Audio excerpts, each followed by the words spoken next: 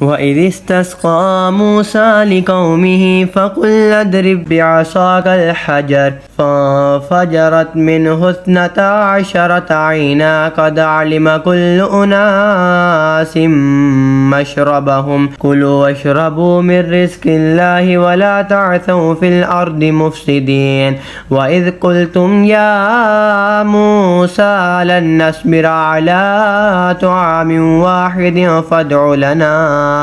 فادع لنا ربك يخرج لنا مما تنبت الأرض من بقلها وكثائها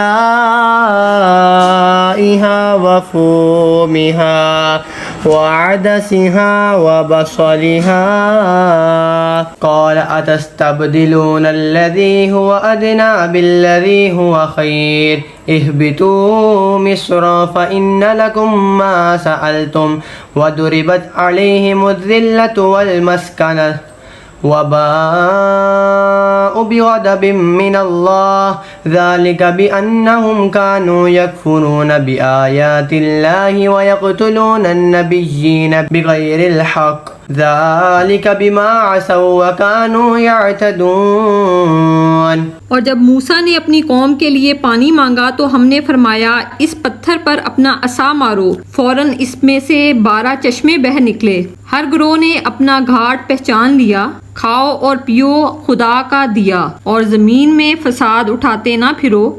اور جب تم نے کہا اے موسیٰ ہم سے تو ایک کھانے پر ہرگز صبر نہ ہوگا، تو آپ اپنے رب سے دعا کیجئے کہ زمین کی اگائی ہوئی چیزیں ہمارے لیے نکالے، کچھ ساگ اور ککڑی اور گیہوں اور مسور اور پیاز۔ فرمایا کیا ادنا چیز کو بہتر کے بدلے مانگتے ہو؟ اچھا مصر یا کسی شہر میں اترو، وہاں تمہیں ملے گا جو تم نے مانگا۔